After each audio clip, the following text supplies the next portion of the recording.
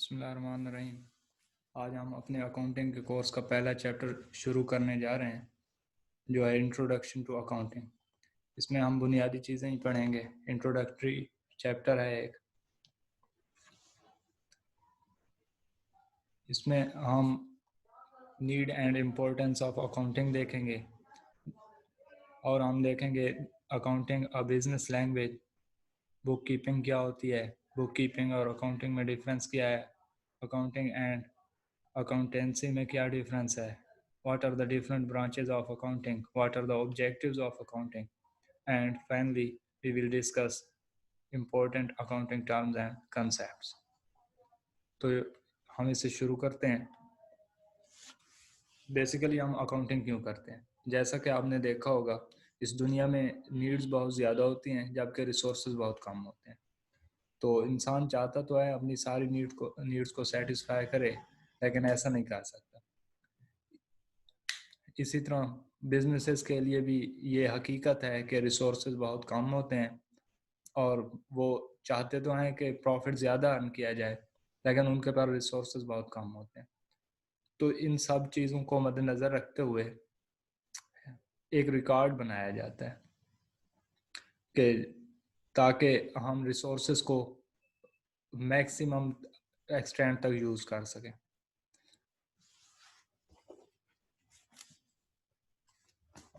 और बिजनेस में इस रिकॉर्ड करने के लिए एक स्पेसिफिक टर्म है जिसे हम अकाउंटिंग कहते हैं। अकाउंटिंग बेसिकली हम इसे बिजनेस लैंग्वेज भी कहते हैं। इसमें हम बिजनेस के रिलेटेड तमाम चीज़ों को रिकॉर्ड करते हैं। द इम्पोर्टेंस ऑफ बुक, उसके बाद है ये जो हम स्टार्ट में अकाउंटिंग ट्रांजैक्शन जो होती हैं उनको, बिजनेस ट्रांजैक्शन होती हैं, इनको रिकॉर्ड करते हैं। ये बुक कीपिंग कहलाता है। आगे हम इसकी मज़ीद डिटेल देखेंगे। The importance of bookkeeping to a business is same as that of fresh air. इसमें यह है कि जैसे इंसान को जिंदा रहने के लिए फ्रेश एयर की ज़रूरत होती है, इसी तरह बिजनेस को भी कंटिन्यू करने के लिए, रहने के लिए अकाउंटिंग की ज़रूरत होती है। Accounting basically recording of transaction ही है। फिर उसकी क्लासिफिकेशन भी इसमें हम करते हैं, इंटरप्रिटेशन वगैरह भी करते हैं, उसकी बेस पे डिसीजन भी किए जाते हैं। फिर लेकिन डिसीजन करना तो मैनेजमेंट का काम होता है, अकाउंटेंट का नहीं होता। अकाउंटेंट सिर्फ उन डिसीजन मेकिंग में हेल्पफुल साबित होता है। उनको इन्फॉर्मेशन, वो तमाम नीडेड इन्फॉर्मेशन प्रोवाइड करता है जो एक डिसीजन लेने के लिए ज़रूरी होती है। उसके बाद अगर हमारे पास प्रॉपर रिकॉर्ड ना हो तो शेयर होल्डर को उनका रिटर्न ऑन इन्वेस्टमेंट कैसे दिया जाएगा? शेयर होल्डर को रिटर्न ऑन इन्वेस्टमेंट देने के लिए कि किस शेयर होल्डर को कितना देना है, उनके नंबर ऑफ शेयर की बेस पे ही दिया जाता है, और पर शेयर कितना प्रॉफिट हम दे रहे हैं, डिविडेंड दे रहे हैं, वो सब हमें अकाउंटिंग रिकॉर्ड के थ्रू ही पता चलता है कि किसके पास कितने शेयर हैं, कौन सा share holder primary shear holder है। मजीद बाकी डिटेल हम इस कोर्स में देखेंगे। और फिर हमने जो इनकम टैक्स पे करना होता है, वो टैक्स भी हमें अपनी इनकम का पता होगा तो टैक्स पे किया जाएगा। इनकम टैक्स के लिए भी अकाउंटिंग रिकॉर्ड ज़रूरी होता है, बिजनेस का रिकॉर्ड होना चाहिए। उसके बाद है हमें अकाउंटिंग रिकॉर्ड के थ्रू ये भी पता चलता है कि कैश ऑन हैंड की कितनी है, या कैश में कोई डिफ़ॉल्ट होते हैं, डिफॉल्केशन या मिसयूज़ होता है, तो वो भी हम अकाउंटिंग रिकॉर्ड के थ्रू रेक्टिफाई कर सकते हैं। और उसके बाद सॉल्वेंसी ऑफ बिजनेस, कि अगर बिजनेस में आपने कोई मनी लोन लेना है, बारो करनी है, तो बारो आपका जो लेंडर होता है वो आपकी सॉल्वेंसी चेक करता है कि कल को ये मेरी अमाउंट वापस कर भी पाएंगे कि नहीं कर पाएंगे। तो ये सॉल्वेंसी चेक करने के लिए भी बिजनेस रिकॉर्ड को यूज़ किया जाता है। ये कुछ बेसिक सी चीज़ें थी जिनकी बेस पे हम कहते हैं कि हमें रिकॉर्ड रखना चाहिए, अकाउंटिंग परफॉर्म करनी चाहिए। इसके अलावा भी बहुत सी हो सकती हैं। और अकाउंटिंग में हम देखते हैं कनेक्टेड विद मनीटरी टर्म या मनीटरी इवेंट्स। हम अकाउंटिंग में सिर्फ वो ट्रांजैक्शन या वो वो इवेंट्स, वो हैपनिंग्स रिकॉर्ड करते हैं जो मनीटरी टर्म में एक्सप्रेस हो सकते हैं। उनका फाइनेंशियल पोजीशन ऑफ बिजनेस पे कोई ना कोई इफेक्ट होता है। इन टर्म ऑफ मनी हम उनको एक्सप्रेस कर सकते हैं। और ट्रांजैक्शन को रिकॉर्ड करने के, अकाउंटिंग में रिकॉर्ड करने के कुछ स्टेजेस हैं कि ये ट्रांजैक्शन किन किन स्टेजेस से पास आउट होती है। स्टार्ट में जब ट्रांजैक्शन अकर होती है तो हम उसको रिकॉर्ड करते हैं। पहली स्टेज है, या डिफरेंट वेज हैं। पहला है रिकॉर्डिंग ट्रांजैक्शन, दूसरा है हम रिकॉर्डेड ट्रांजैक्शन की क्लासिफिकेशन करते हैं। उस क्लासिफिकेशन के बाद हम समराइजेशन भी करते हैं, ताकि हमें ये समराइजेशन इसलिए की जाती है क्योंकि डेली बेसिस पे थाउजेंड ऑफ ट्रांजैक्शन अकर होती हैं। उन सबको रिकॉर्ड किया जाता है, क्लासिफिकेशन भी होती है उनकी, तो ये एक ह्यूज अमाउंट ऑफ डेटा बन जाती है। उन सबको रिव्यू करना, उसकी बेस पे डिसीजन करना इम्पॉसिबल हो जाता है। तो इसलिए हम समराइज करते हैं, हम मुख्तलिफ रिपोर्ट्स बनाते हैं जो कि हम आगे देखेंगे कि कैसे बनाई जाती हैं, कौन कौन सी बनाई जाती हैं, और फिर उनके बाद हम उन रिपोर्ट्स की, उस समराइज डेटा की इंटरप्रिटेशन करते हैं, उसकी बेस पे डिसीजन किए जाते हैं। उसके बाद हम देखते हैं बुक कीपिंग क्या होता है। Book keeping means the recording of transaction, the record making phase of accounting. It is only a small part of field of accounting and probably the simplest part. ये डिफरेंट डेफिनेशंस हैं book keeping की। ये पहली definition मैग्स Johnson and मैग्स ने दी थी। इसी तरह नॉर्थकॉट ने एक डेफिनेशन दी है, bookkeeping is the art of recording in the books of account the monetary aspect of commercial or financial transaction. Basically इसमें मेन पॉइंट यही है कि ये अकाउंटिंग का फर्स्ट फेज होता है, यानी ट्रांजैक्शन को रिकॉर्ड किया जाता है। इसमें बुक कीपिंग सबसे फर्स्ट स्टेज है और द सिंपलेस्ट वन है। इसमें हम सिर्फ ट्रांजैक्शन को रिकॉर्ड कर रहे हैं। उसके बाद हम देखते हैं कि बुक कीपिंग और अकाउंटिंग में डिफरेंस क्या होता है। इसमें पहला है कि function is to record. Bookkeeping का फंक्शन बता रहा है, bookkeeping function is to record the transaction in the books of account. जैसे मैंने आपको बताया कि इसमें हम ट्रांजैक्शन को बुक्स ऑफ अकाउंट में रिकॉर्ड करते हैं। ये फर्स्ट फेज है, first stage of accountancy. The function of bookkeeping is clerical in nature, जबकि अकाउंटिंग के अगर कंपेयर किया जाए तो function of accounting is more extensive as compare to bookkeeping. इसमें क्या होता है, it has many other function to do except recording transaction. इसमें और क्या क्या चीज़ें हैं, क्लासिफिकेशन, समराइजेशन, इंटरप्रिटेशन, ये सारी चीज़ें और भी आते हैं। अब इससे शो हो रहा है कि रिकॉर्डिंग भी अकाउंटिंग का हिस्सा होती है। In other words, bookkeeping is the first phase of accounting, और अकाउंटिंग एक ब्रॉड फील्ड है, बुक कीपिंग उसका सिर्फ एक स्टेप है, और accounting last stage of accountancy है। एक मेन सब्जेक्ट अकाउंटेंसी है, ये दोनों उसके डिफरेंट फेजेस हैं। फर्स्ट फेज बुक कीपिंग है, जबकि सेकंड फेज या लास्ट फेज अकाउंटिंग है। Function of accounting is concern with organizational and administrative matters, जबकि हमने देखा बुक कीपिंग का क्लरिकल इन नेचर था फंक्शन, जबकि अकाउंटिंग का एडमिनिस्ट्रेशन रिलेटेड होता है। उसके बाद book keepers perform the routine repetitive task of collecting and processing financial information. Book keeper का काम रिपीट होने वाला होता है, डेली बेसिस पे वो ट्रांजैक्शन को कलेक्ट करते हैं, प्रोसेस करते हैं। जबकि अकाउंटेंट का काम क्या होता है, accountants are responsible for designing the system within which bookkeepers work. Accountant वो सिस्टम बनाते हैं जिनके अंदर रहते हुए, जिनके थ्रू बुक कीपर्स काम करते हैं। Supervising the day to day work of bookkeepers, supervision of bookkeepers, ये भी अकाउंटेंट का काम होता है। recording unusual and complex transaction, preparing, analyzing, and interpreting accounting reports, auditing the record, and performing a variety of other complex tasks. इस सब से ये शो होता है कि अकाउंटेंट की जॉब मोर क्रिटिकल होती है. अब इसका हरगिज ये मतलब नहीं है कि बुक कीपिंग की कोई इंपॉर्टेंस नहीं है. बुक कीपिंग फर्स्ट स्टेज है. अगर फर्स्ट स्टेज ही कंप्लीट नहीं होगा तो सेकंड स्टेज या लास्ट स्टेज कैसे कंप्लीट हो. जिस तरह मकान बनाने के लिए या बिल्डिंग बनाने के लिए ईंटों की ज़रूरत होती है. अब अहमियत ज़्यादा हम कहते हैं कि बिल्डिंग का ये यूज़ है, जबकि उसमें बुनियादी इकाई तो ईंटों की होती है. अगर ईंटें ही ना हो तो हम बिल्डिंग कैसे बन सकती है. सेम यहाँ पे भी वही केस है कि अगर बुक कीपिंग ही ना हो, ट्रांजैक्शन को रिकॉर्ड ही ना किया जाए, तो उनकी बेस पे फिर उनकी क्लासिफिकेशन कैसे होगी, ट्रांजैक्शन की समराइजेशन कैसे होगी, इंटरप्रिटेशन कैसे होगी, उसकी बेस पे डिसीजन कैसे लिए जाएंगे.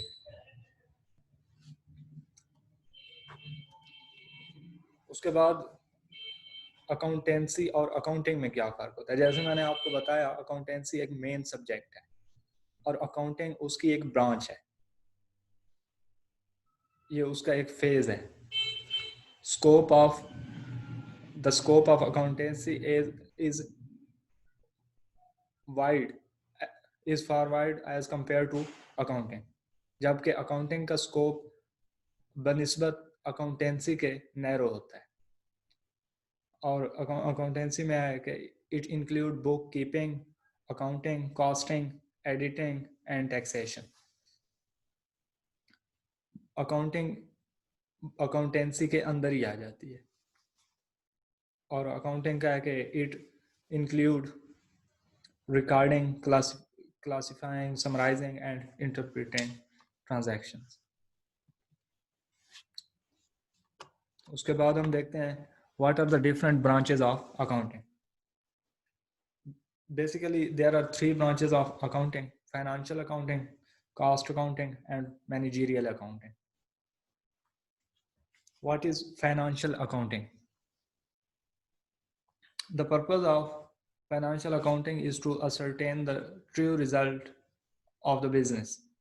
Let's suppose business कैसे चल रहा है, बिजनेस में एक्सपेंस कितने हैं, रेवेन्यू कितने हैं. इन अदर वर्ड्स हम इसमें प्रॉफिट एंड लॉस को देखते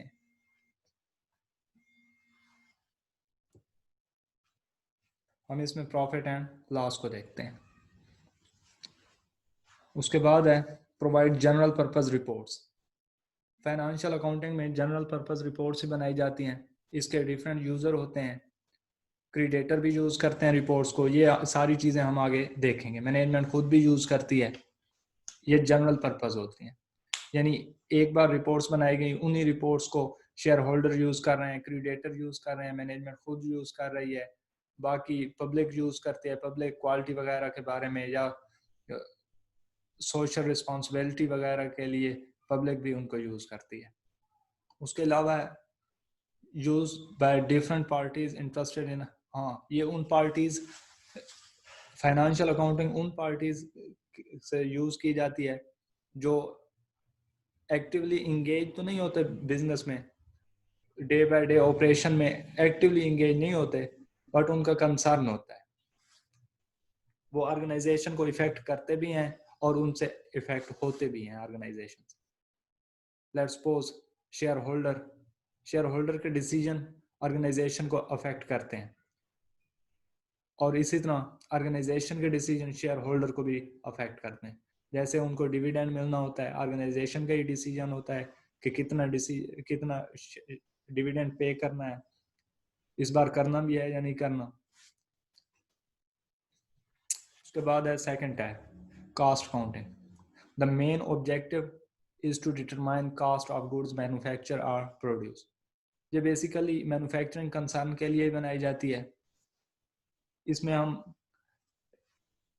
ये देखते हैं कि जो गुड्स हमने बनाई हैं उनकी कॉस्ट क्या हुई है, उसको मिनिमाइज कैसे किया जा सकता है. Help management to control cost by indicating avoidable losses and wastage. ये उन पॉइंट्स को रेक्टिफाई करती है कि जहाँ से कास्ट वेस्ट हो रही होती है, यानी कुछ ऐसे काम हो रहे होते हैं जिनसे ऑर्गेनाइजेशन को कोई फ़ायदा नहीं होता। तो ये सारी चीज़ें हम कास्ट अकाउंटिंग में डिस्कस करते हैं। उसके बाद थर्ड वन है managerial accounting. The object is to communicate relevant information to the management of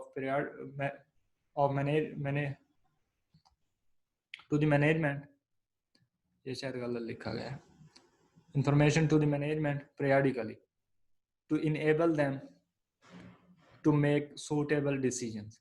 यानी मैनेजमेंट को डिसीजन के लिए डिफरेंट टाइप ऑफ इंफॉर्मेशन चाहिए होते हैं। अब इस अकाउंटिंग का मतलब आउटसाइडर को, यानी creditor, shareholder, public, government, इन सब को इंफॉर्मेशन प्रोवाइड करना नहीं होता। ये स्पेसिफिक वे में होता है, इसके इन स्पेसिफिक सेंस बनाई जाती है। इसमें वो इंफॉर्मेशन होती हैं जो मैनेजमेंट के रिलेटेड होती हैं। और इसके बाद हम देखते हैं what are the objectives of accounting. हम अकाउंटिंग क्यों करते हैं? There are different objectives. The first one is to obtain financial information necessary to run a business. एक बिजनेस को चलाने के लिए कुछ इंफॉर्मेशन की ज़रूरत होती है। उसके रेवेन्यू के रिलेटेड इंफॉर्मेशन की ज़रूरत होती है, एक्सपेंस के related, different type of other information are needed. तो ये सारी चीज़ें हमें अकाउंटिंग के थ्रू ही मिलती हैं। हम रिकॉर्ड को सेव करते रहते हैं, रिकॉर्ड रखते हैं अकाउंटिंग ट्रांजैक्शन का, तो तब जाके हमें ये इंफॉर्मेशन मिलती है।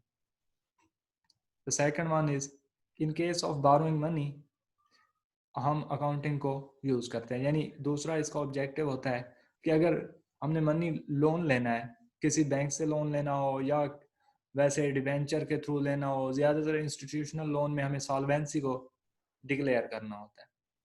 हमसे बैंक्स हो गए या अदर इंस्टीट्यूशन जो लोन देते हैं, वो हमारी सॉल्वेंसी के बारे में पूछते हैं। तो ये सॉल्वेंसी हम कैसे शो कर सकते हैं कि क्या कल को हम ये पेमेंट कर भी पाएंगे कि नहीं। जाहिर सी बात है, ऐसे तो कोई मनी लैंड नहीं करता जहाँ उसे उम्मीद ही ना हो वापस आने की, वो हर लिहाज से चेक करता है। और ये सॉल्वेंसी हम अकाउंट के थ्रू ही प्रूव कर सकते हैं। अगर हमारे पास प्रॉपर अकाउंट्स बने हुए होंगे, रिकॉर्ड होगा, तो हम वो शो करके सॉल्वेंसी प्रूव कर सकते हैं। उसके बाद है verification of cash at hand और डिडक्ट डिफॉल्केशन। जैसे मैंने पहले भी बताया नीड पहले सेशन में कि अगर कोई मिसयूज ऑफ मनी होता है तो हम कैसे रेक्टिफाई करेंगे। अब देखें, ऑर्गेनाइजेशन के अंदर बिजनेस ऑर्गेनाइजेशन जैसे कंपनीज हो गई मुख्तलिफ, इनके मालिक शेयर होल्डर होते हैं। वो बिजनेस के डे बाय डे ऑपरेशन में इन्वॉल्व नहीं होते। वो तो एनुअल जनरल मीटिंग हुई, उसमें उन्होंने पार्टिसिपेट किया, या कोई और मीटिंग हुई। डेली के काम मैनेजमेंट कर रही होती है, और मैनेजमेंट जो ऑर्गेनाइजेशन की होती है वो मालिक नहीं होती, वो एम्प्लॉइज ही होते हैं। वो अगर मिसयूज ऑफ मनी करते हैं तो वो कैसे रेक्टिफाई होगा? अगर अकाउंटिंग होगी हमारे पास, प्रॉपर रिकॉर्ड सेव किया होगा तो इससे हम डिफॉल्केशन और मिसयूज ऑफ मनी ये भी रेक्टिफाई कर सकते हैं। उसके बाद जैसे पहले बताया कि इनकम टैक्स पे करने के लिए हमें कैसे पता चलेगा कि टैक्स कितना हम पे वाजिब है। इनकम पे ही लगता है। अगर इनकम का हमारे पास रिकॉर्ड ही नहीं होगा, हमें पता ही नहीं होगा इनकम कितनी है, तो इनकम टैक्स कैसे पे किया जाए। उसके बाद है अगर कम use as an evidence in court of law in case of any dispute. अगर बाज़ औक़ात ऑर्गेनाइजेशंस पे केस हो जाते हैं तो उसमें कोर्ट ऑफ लॉ में हम एज एन एविडेंस भी ये रिकॉर्ड को प्रोवाइड कर सकते हैं। उसके बाद है गवर्नमेंट इसको यूज़ करती है, प्राइस को फिक्स किया जाता है, formulate industrial policy, prepare economic plan, decide import and export quotas and other functions। ये सारी चीज़ें ऑब्जेक्टिव ऑफ अकाउंटिंग में आती हैं कि ये मकसद होता है अकाउंटिंग करने का। उसके बाद है important business concept business terms जो हम अकाउंटिंग में यूज करते हैं। पहली टर्म जो अकाउंटिंग में यूज होती है, सॉरी इंपॉर्टेंट बिजनेस टर्म ने यहाँ पे अकाउंटिंग टर्म लाया, इसमें करेक्शन कर लेना।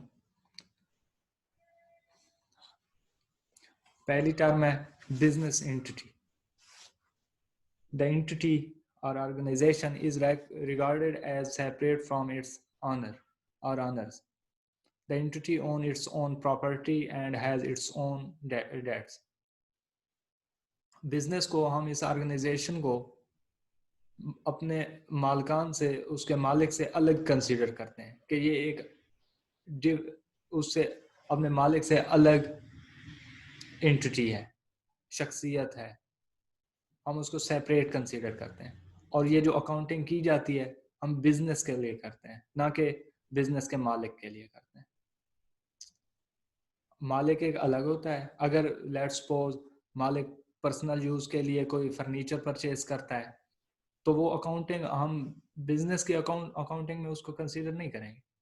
हाँ, अगर वो फर्नीचर बिजनेस में यूज के लिए परचेज किया गया है तो हम उसको ट्रांजैक्शन में रिकॉर्ड करेंगे, बिजनेस रिकॉर्ड हम उसको अकाउंटिंग रिकॉर्ड में ले आएंगे, अदरवाइज नहीं लाएंगे। क्योंकि अकाउंटिंग का मकसद उस आदमी की, उस मालिक की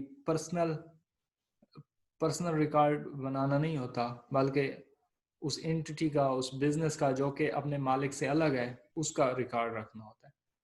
एंटिटी, ये बिजनेस ऑर्गेनाइजेशन प्रॉपर्टी की मालिक भी हो सकती है, यानी इसकी प्रॉपर्टी हो सकती है, ये प्रॉपर्टी सेल कर सकती है, ये लोन ले सकती है, ये किसी पे केस कर सकती है, इस पे केस हो भी सकता है, यानी एक आर्टिफिशियल पर्सन के तौर पर काम करती है।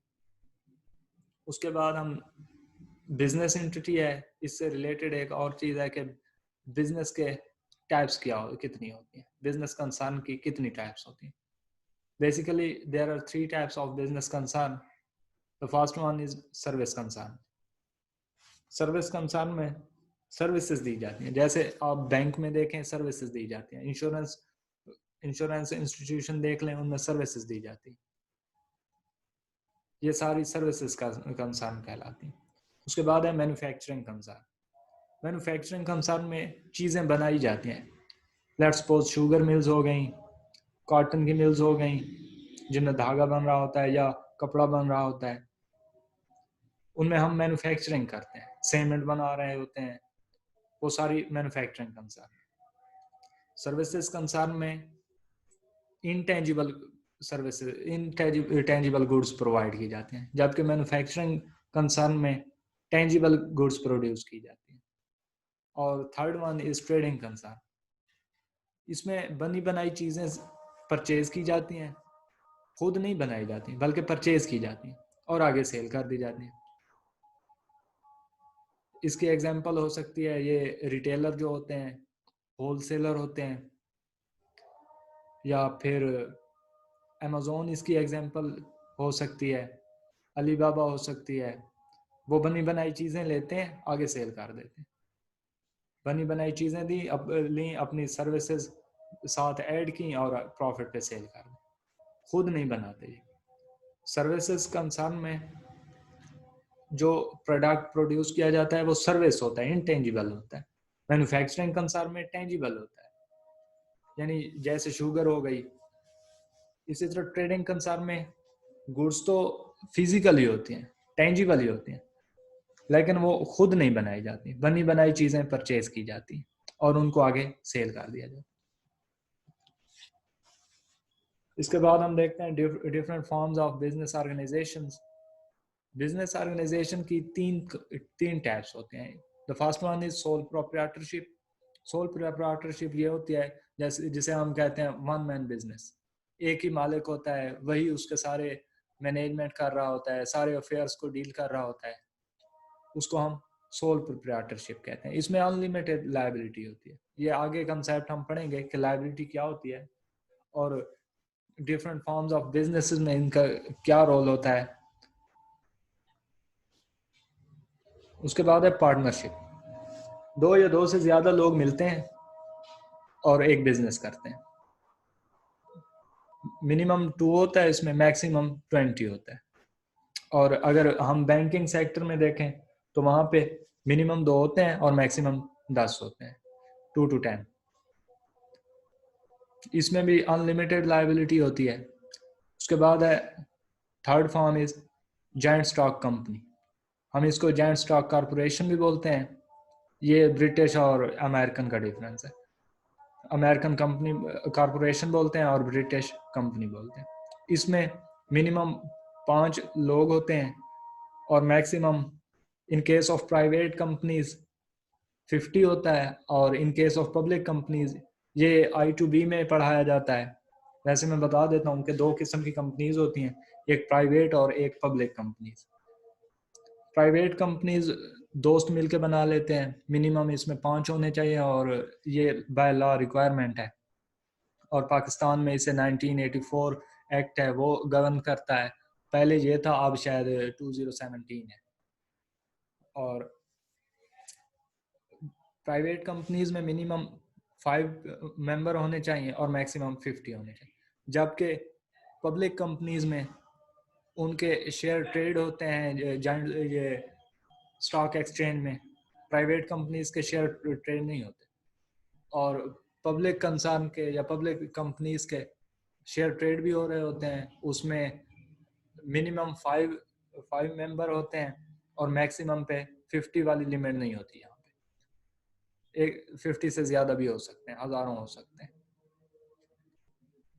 और पार्टनरशिप पाकिस्तान के अंदर 1932 एक्ट के थ्रू गवर्न की जाती है, और जॉइंट स्टॉक कंपनी एक्ट है 2017। पहले होता था 1984।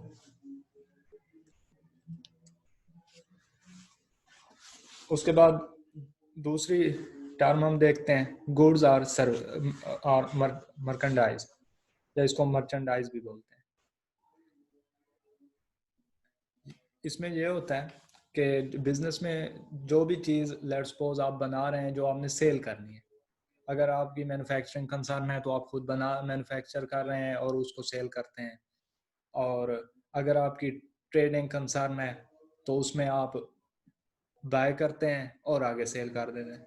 जो भी चीज़ जो सेल पर्पस के लिए बनाई जाए या बाय की जाए, उसको हम एक स्पेसिफिक टर्म यूज करते हैं अकाउंटिंग में, गुड्स या मर्केंडाइज या मर्चेंडाइज भी बोलते हैं।